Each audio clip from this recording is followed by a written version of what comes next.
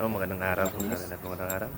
So, bali sa video na ito ay mag-assemble po tayo ng cylinder head ng ating ginagawang makina na V12 Isuzu engine EC1-2. So, tapos na natin yung i-overlapping.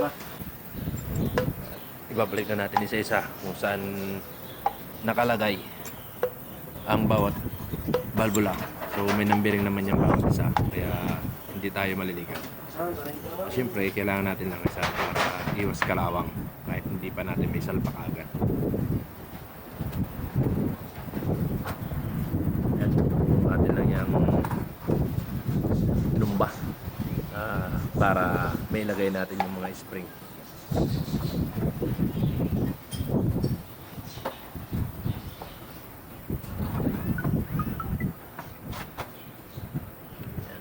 Okay, yan. Naka-plaster na o naka-position na.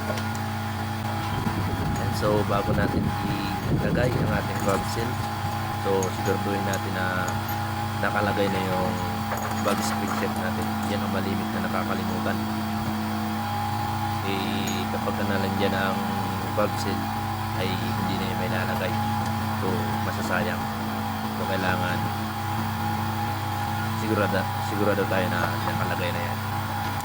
So mag-iba pala yung ano niyan, yung valve spring set ng makina na to.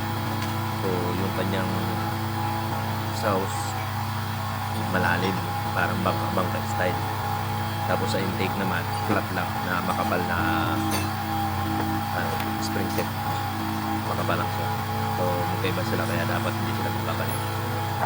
Ayan, double check tayo kung nakalagay na lahat. So, okay, ilagay na natin yung ating valve seal. Ayan. So, kailangan may langis yan para hindi o maiwasan natin magasgasan at madali lang natin siyang ipasok dun sa kanyang valve guide. So, ang paglagay natin dyan ay tinutulak lang natin at kaunting pihit papasok. So, yan hindi pa tuluyang nakapasok yan dun sa kanyang valve guide. So, gagamitan pa natin ng pukpok para lalong sumagat. So yan, inilalapat lang natin. Yan. Okay. Yan.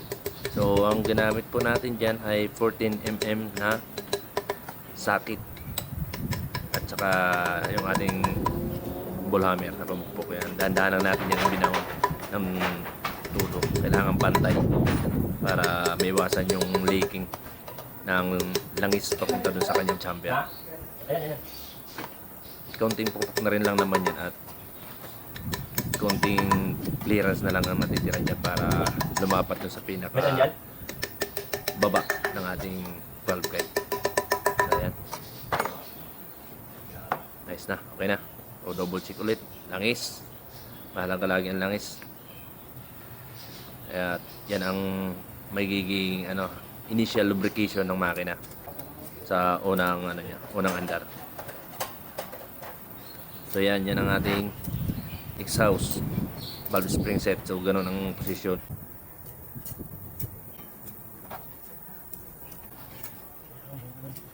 Yan, nilagay na natin lahat ng valve spring. So siyempre double checking pa rin, mahalaga lagi ang double checking kung kumpleto lahat ba ang ating valve set bago natin assemblein.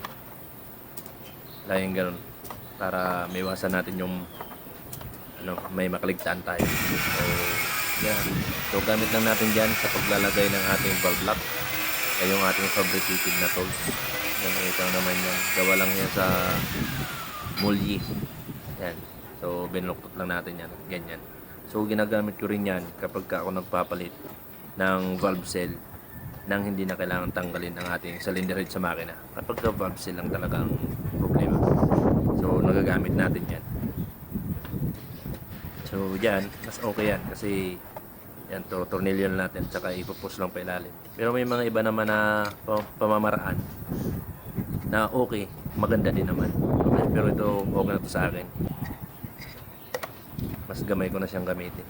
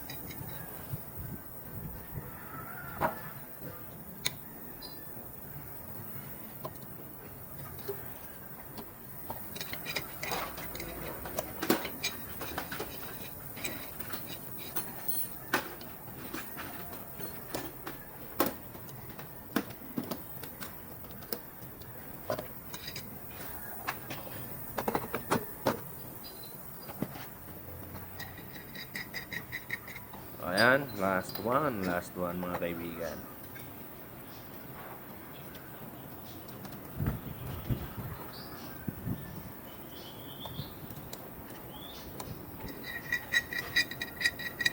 Okay, so pagkatapos natin yung ilagay yung valve lock, kailangan natin pukpukin. Ganyan. Kasi kung maluwag yan, dito sa pukpuk ko lang na yan, lilipad na yung ano na yan, yung kayong valve lock. So ganyan ako mag-check ng valve lock kapag ako nag-assemble. So yan, ang gagawin naman natin dyan ay leaking test naman. I-test naman natin yung lapat ng ating valve lock. So dapat ang gagamitin ko dyan ay gasolina kasi mas maganda ang gasolina talaga.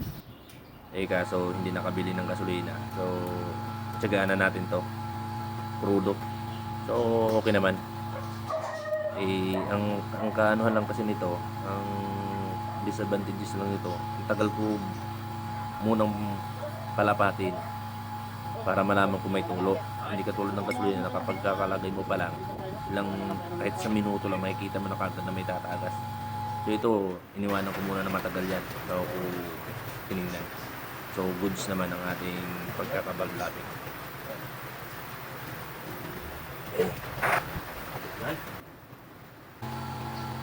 So dito yung intake part naman ng ating ililik test natin.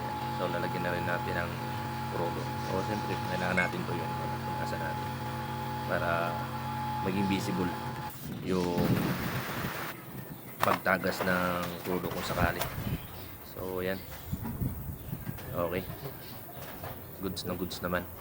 So wala namang kaunting bumasa-basa, kaya goods na tayo. So thank you everyone, thank you. So ano lang to, nag-aantay na lang to ng pagsampa.